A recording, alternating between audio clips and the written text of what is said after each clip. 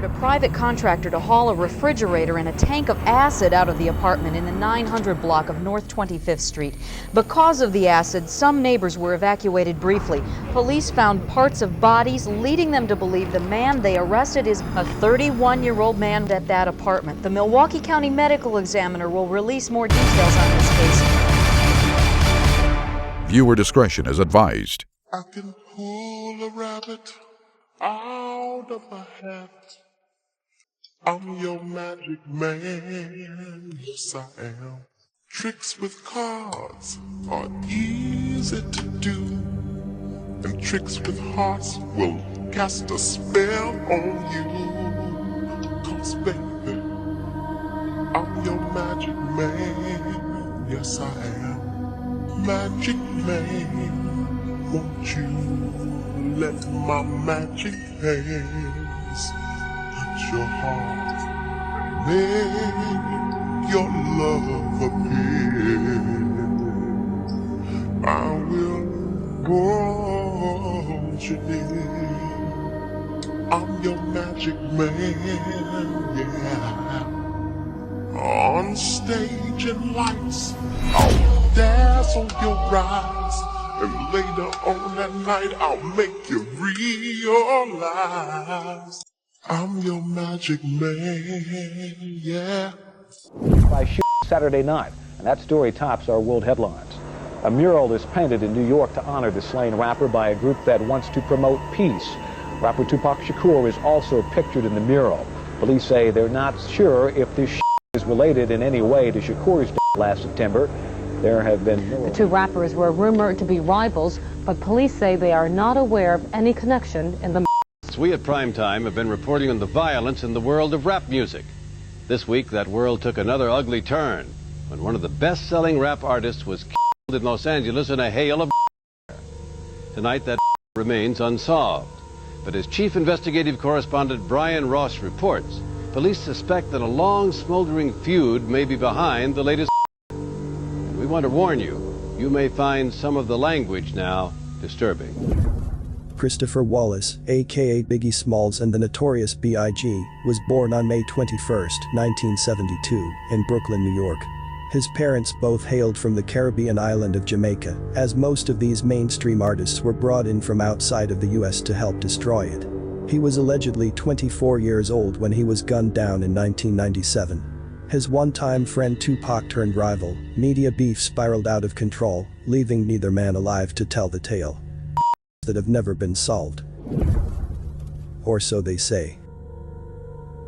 Here we will take a look at all of it with a critical eye. I will show you that Biggie's death was nothing more than staged.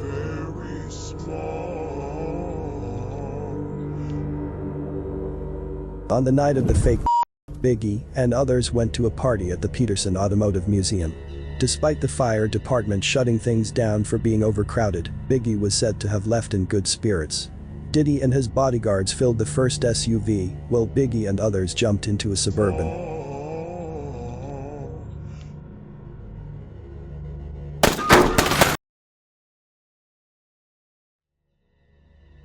After Diddy rushed through a yellow light on Wilshire Boulevard and Fairfax Avenue, Biggie and his security were left idling at the red. Biggie was sitting in the passenger seat. That's when a Chevrolet Impala pulled up alongside Biggie and began to open fire.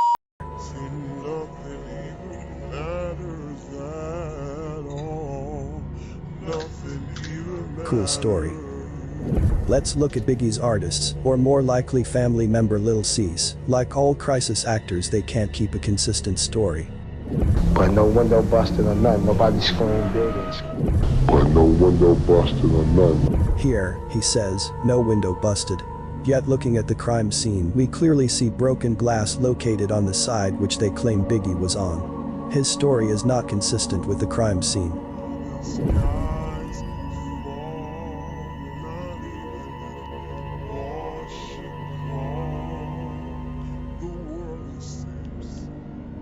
Took like 6, 7 dudes to get him out the car. And when we got him out the car, he wasn't bleeding at all. And when we got him out the car, he wasn't bleeding at all. Here's where they assume we're all idiots.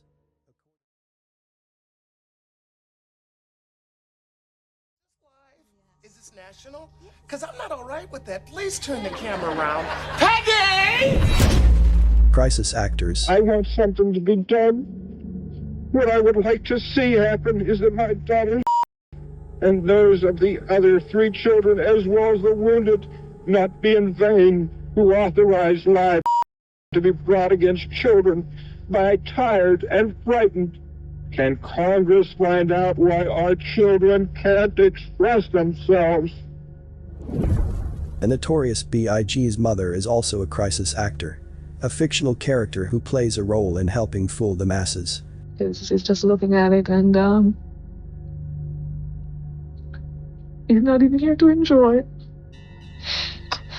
Physically producing genuine tears is one of the most difficult challenges for actors. As she tries sniffing to give the appearance and feel of crying, we see there's no tears. She's just looking at it and he's not even here to enjoy it.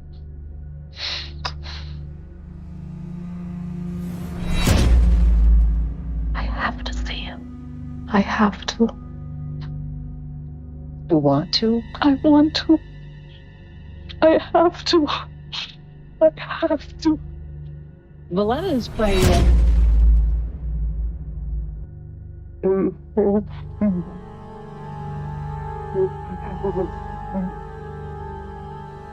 She can't pull from real emotions because she's aware no one died, there is no emotional connection.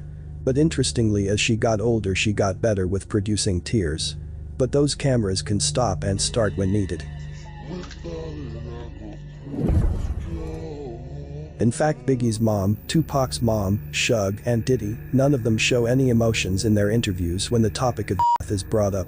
Parents of deceased children usually can't even compose themselves in an interview. Usually a memory will trigger a crying spell, or an expression of sadness will clearly be shown on their face. Yet it is absent in almost every single one of Afeni and Valletta's interviews. Here's what real pain feels like. Mama, I got you.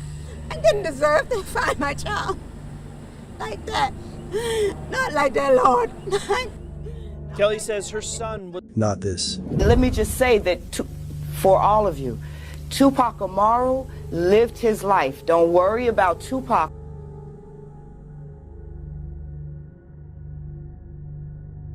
Another thing I've noticed is that his mother published a book about him after the fact. Since when do grieving, heartbroken moms write and publish books about their child?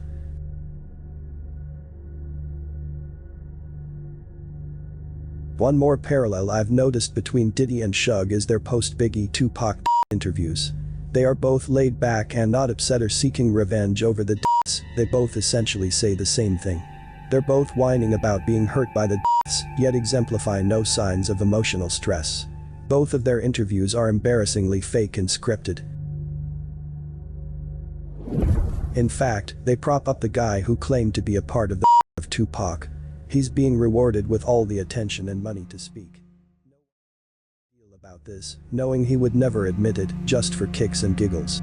Maybe some people should have came forward, and then maybe people just want to just say, listen here, I'm gonna leave this shit alone. If I gotta shovel shit for a living, I'm gonna eat.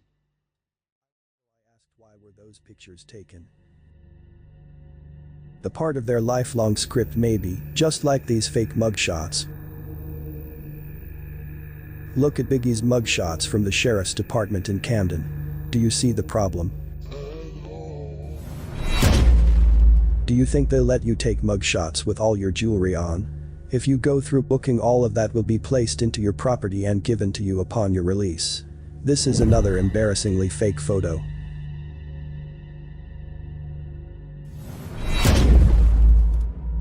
From New York City right here, and he wants to tell the story of what actually, happened. I don't want to tell the story about what happened because, you know, I didn't really see anything. Okay, you know, we just heard the you know, and basically that was it.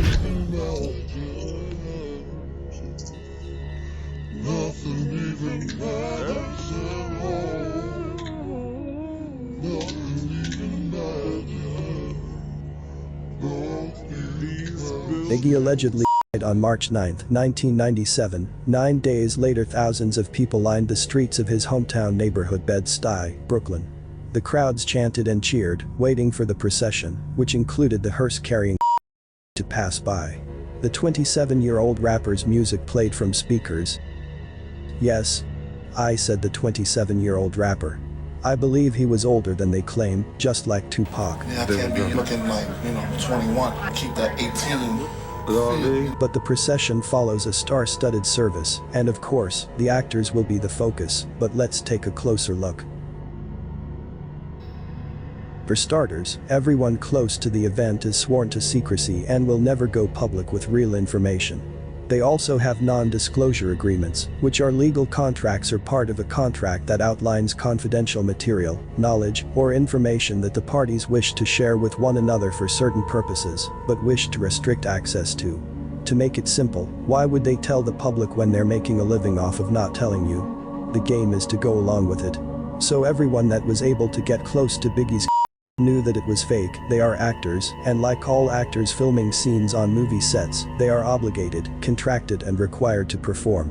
Pull off their role in the most realistic, plausible, moving, and authentic way possible while the cameras are rolling.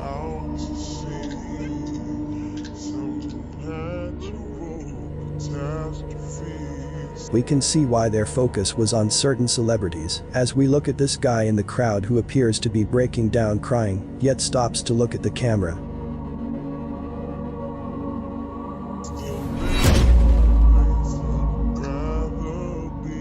Then starts back crying.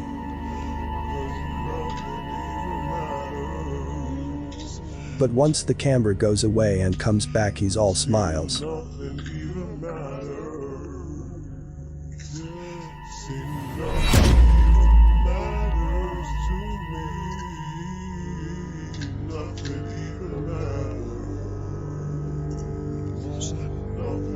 Another case of acting gone wrong. Actors are required to stay in character just as most of the celebrities are shown at Biggie's. They have a script to comply with and money is on the line. Sometimes from afar, the emotions look real, such as the case with Lil' Kim.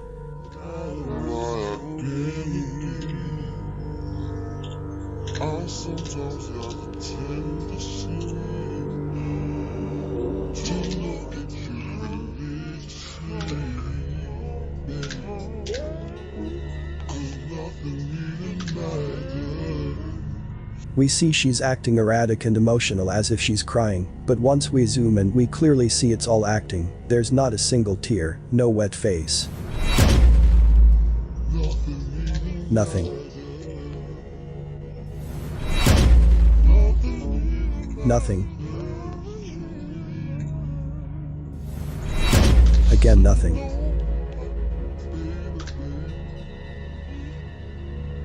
Lil' Kim was the only person close to Biggie that was crying. Literally in all the pictures, no one shows anything more than a straight face.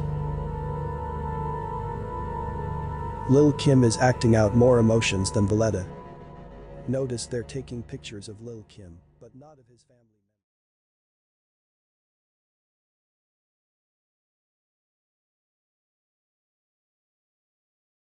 Streets of Brooklyn stood out there ready for revenge on the West Coast for no reason. I think they told him not to come to LA no more. And so he came to LA and he got busted on. You know what I'm saying? They peeled this cap. Every few years there's a documentary about Biggie capitalizing off of what you think is real.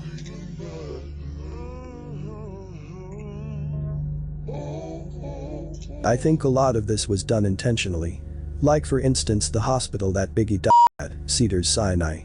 Cedar is an oil that was used by Egyptians in embalming to preserve decay and immortalize the Now the skies fall, not even the boss should call.